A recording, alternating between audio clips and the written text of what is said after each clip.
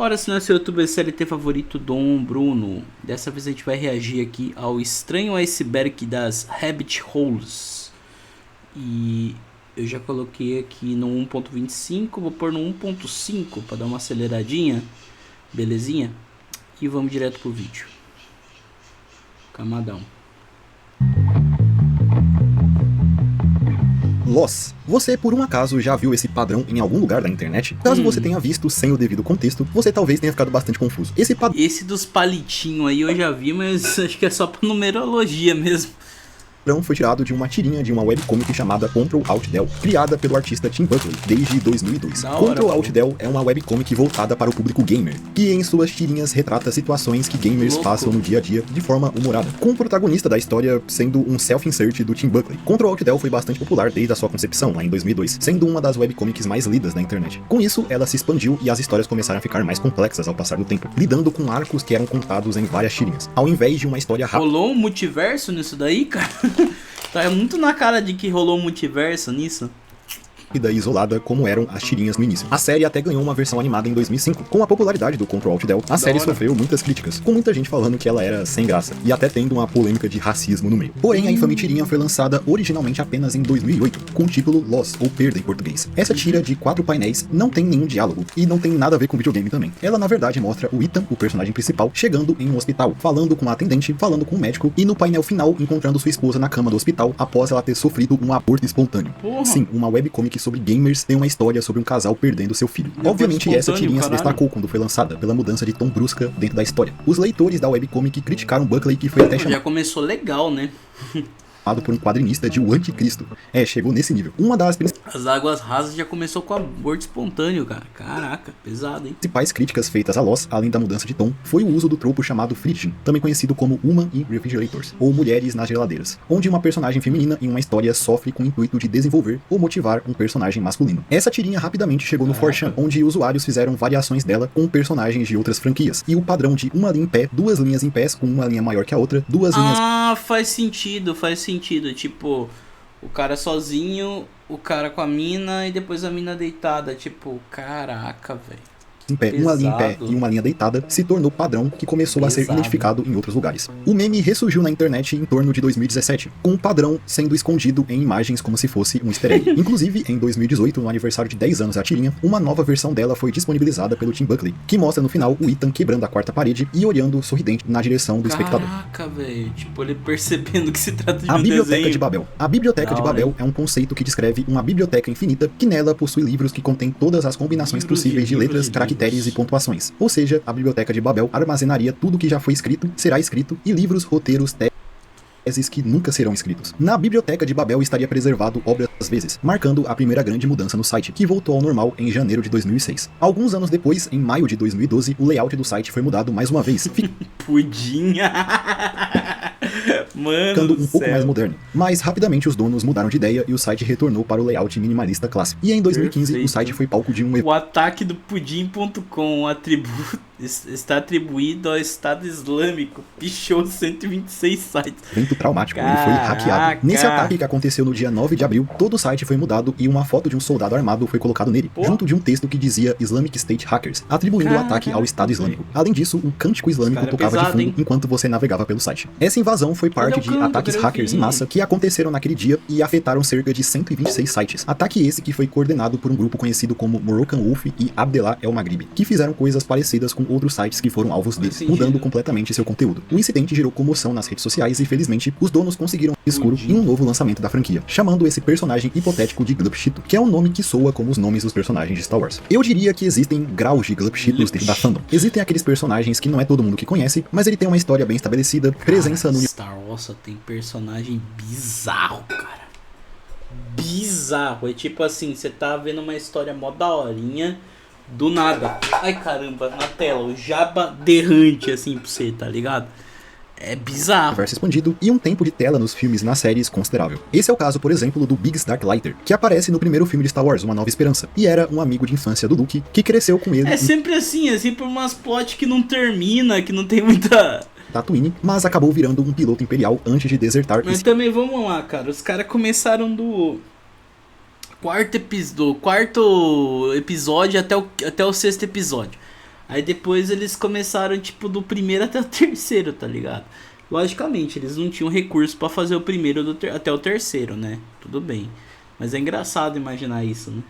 Se unir à Aliança Rebelde. A principal cena que foi gravada com o personagem para o filme, com ele se reencontrando com Luke em Tatooine, foi uma cena que foi deletada do corte final. Logo, a sua aparição mais relevante na Nova Esperança foi ele morrendo nas mãos do Darth Vader durante a Batalha de Yavin. Em cortes posteriores do filme para Blu-ray e outros lançamentos, foi inserida uma cena que mostra o Luke e o Biggs Darklighter interagindo para desenvolver melhor a relação. Legal, daí colocaram no outro corte. São entre os dois personagens. Até hoje, se você acessar o r/Batman Arkham, você não irá ver nada relacionado à série, apenas variações desses memes mostrados anteriormente. Essa série era mó da hora, cara.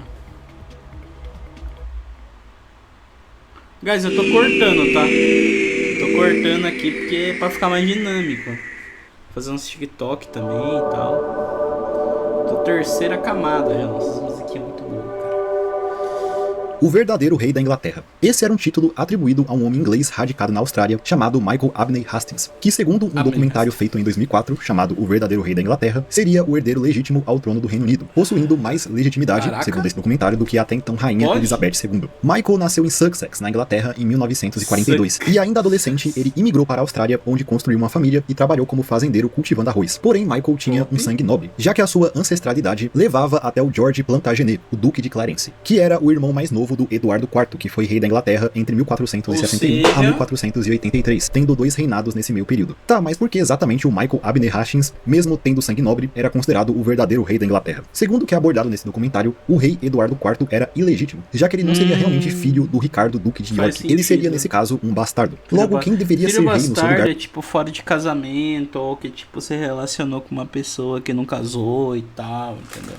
Essas paradas aí. Seria o seu irmão, o George Plantagenet, o Duque de Clarence, que traçaria a sua linhagem até esse fazendeiro na Austrália. É claro que essa afirmação de Eduardo IV ser um filho ilegítimo não é considerada. Com isso, todo esse argumento não tem base sólida. E mesmo se tivesse, não importaria muito. Essa informação não mudaria muita coisa, vamos ser sinceros. O próprio Michael nunca teve interesse em reivindicar esse título, preferindo sua vida tranquila no campo. Mesmo ele possuindo um título oficial enquanto vivo. Devido a essa sua linhagem real, ele era considerado o Conde de Loudon, título que ele carregou até sua morte em 2012. Após isso, o título foi passado para seu filho. Eles trabalharam juntos em filmes como Os Sete Samurais, Rashomon e Ojimbo. O filme foi dirigido também por um diretor renomado, o Terence Young, que é mais conhecido por ter dirigido alguns filmes do James Bond, incluindo o primeiro filme do personagem, o Dr. No, de 1962. Todo esse conjunto poderia ter criado um clássico do cinema, mas não foi isso que aconteceu. Na verdade, passou longe disso. Esse filme surgiu já no final da carreira do Laurence Olivier. Foi um dos seus últimos filmes, e sua saúde estava bem debilitada durante as gravações. Segundo o Korea Times, o ator ficava boa parte do tempo sentado, tendo dificuldades para se levantar para gravar as cenas. Ele, inclusive, só aceitou fazer o filme porque o seu cachê seria alto. O filme foi gravado em diversos países, como os Estados Unidos, Coreia do Sul, Itália, Irlanda e Japão. Logo, a equipe de produção tinha que se deslocar bastante. E durante as gravações também houve um tufão que destruiu um set inteiro. Além disso, para piorar, um dos principais atores do filme, o David Janssen, que ficou famoso por interpretar o personagem principal na série O Fugitivo, teve um ataque cardíaco e morreu antes do fim das gravações do filme, obrigando a produção a fazer diversas regravações que ajudaram os lembrados do país. Ele teve 4 filhos, no entanto, apenas um chegou à vida adulta, Robert Todd Lincoln, que era seu filho mais velho. Robert teve uma relação distante com o pai, especialmente durante a Guerra Civil Americana, em que o presidente colocava muito dos seus esforços. Robert queria, inclusive, lutar na guerra, mas Lincoln inicialmente o proibiu. Ele só ganhou um posto como oficial no exército da União, já nos momentos finais da guerra. E logo depois do fim dela, Robert presenciou um grande trauma. Eu era o tipo de moleque que tava esperando pra ser chamado pro exército, cara. Esperando, assim, sabe?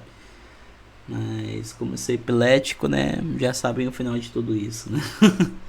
O assassinato de seu pai, que ocorreu no Teatro Ford em 1865, quando o presidente foi baleado por John Wilkes Booth. Ele não estava exatamente no teatro no momento do assassinato. Na verdade, ele estava na Casa Branca quando tudo aconteceu e correu para o local onde Lincoln foi levado, ainda com vida, após ser baleado. Robert conseguiu presenciar os últimos momentos de Abraham Lincoln antes de seu falecimento. Após a morte do pai, Robert Todd Lincoln se tornou um advogado de renome na cidade de Chicago. Depois, ele serviu como secretário de guerra dos Estados Unidos e até como embaixador americano em Londres. Mas um dos fatos mais curiosos sobre a vida de Robert Lincoln é que ele pode deter o recorde mundial da pessoa que viu mais tentativas de assassinato de presidentes americanos na história. Um recorde bem específico. Além do assassinato de seu pai, ele presenciou a tentativa de assassinato do presidente James E. Garfield em 1881, na estação de trem 6th Street, na capital Washington. O James Garfield foi inclusive o presidente que nomeou Robert como secretário de guerra. Não satisfeito em ter... Mano, certeza que esse cara tava no dia do que tentaram matar o Bolsonaro. Certeza, cara. Tava lá numa câmera Voltou do tempo pra ver... Visto 2 casos parecidos, ele estava próximo a um terceiro atentado contra um presidente americano, no dia 6 de setembro de 1901, quando o até então presidente William McKinley levou um tiro dentro do auditório Temple Music, na cidade de Buffalo, em Nova York. Robert não viu o presidente levando o tiro, mas ele estava do lado de fora do auditório no momento em que aconteceu o atentado. McKinley sobreviveu ao tiro, mas veio a falecer 5 dias depois, no dia 14. Véio. Após esse caso, Robert teria dito a frase dos Estados Unidos, se estabelecendo na Califórnia. Lá, ele iniciou sua carreira musical escrevendo corridos, que é um tipo de canção que narra em suas letras histórias de opressão e de foras da lei. Sanches produzia músicas sobre encomenda, contando histórias de pessoas reais como imigrantes, criminosos e até narcotraficantes. Rapidamente, o músico ficou conhecido dentro da cena do narcocorrido, parte da cultura do narcotráfico. Ao longo dos anos, Sanches se envolveu em situações perigosas e provavelmente fez alguns inimigos. Esse aí deve ser no México. O México é foda mesmo, mano, com esse bagulho de narcotraficantes. Em 1992, ele foi baleado enquanto fazia um show na cidade de Coachella, na Califórnia. Mesmo recebendo esse tiro, ele conseguiu se levantar e tentou revidar atirando.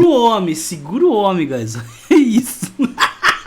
Mano, eu vou postar uma foto igualzinha no meu Insta, mano. Olha que da hora, cara. Contra seu agressor. Nisso, ele matou uma pessoa inocente que passava pelo local. Nesse momento, ainda, Sanches estava em uma grande paranoia, acreditando que sua vida estava em sério risco. Mesmo assim, ainda em 1992, ele decidiu voltar para sua cidade natal, Culiacán, onde ele faria um show nela no dia 16 de maio. E foi nesse show que saiu a gravação dele lendo o bilhete e ficando ansioso. Não sabemos o que estava escrito naquele bilhete, mas se especula que era uma ameaça de morte, muito por causa do que aconteceu com ele após esse show. Depois da apresentação, o cantor foi sequestrado e encontrado morto posteriormente com vários buracos de bala. Não se sabe com certeza quem matou Chalino Sanches, porém a hipótese mais aceita é que foram os cartéis da região que possivelmente... Você é um artista de sucesso, passa, sei lá, e daí você vê uma parada dessa, tipo, alguém mandou uma cartinha pra você e é uma ameaça, tá ligado? Você tá maluco, cara. Você tá maluco. Para o show na hora, fala, mano, acabou aqui, já deu, beleza? Não vou mais fazer show... Acabou, tá aposentando. Tinham questões a resolver com ele. Postumamente, Chalino Sanches foi considerado o rei do corrido, e seus últimos momentos foram imortalizados nessa gravação, com ele cantando a canção Alma Enamorada em sua última apresentação.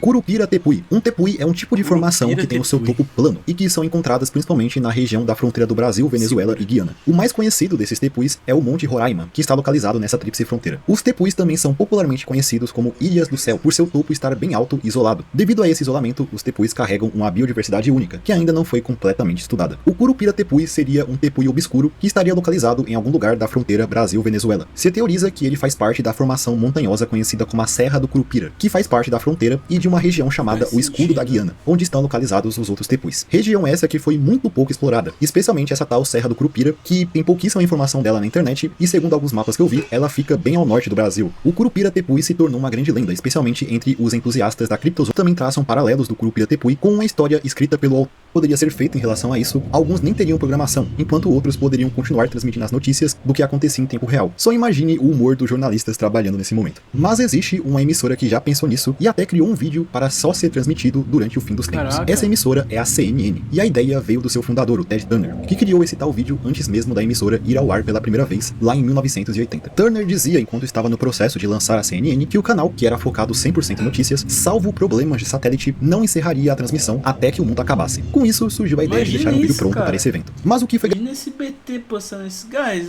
ó, se quiser ver o vídeo todo, abre o canal aqui do Semideus, dá uma moralzinha, dá um like, beleza? Aqui no React a gente faz tudo para deixar o vídeo mais compacto possível, pra vocês verem aí, eu gerar cortes e todo mundo sair ganhando, beleza? Se gostou, dá um like, se inscreva no canal para obter mais vídeos como esse, tchau!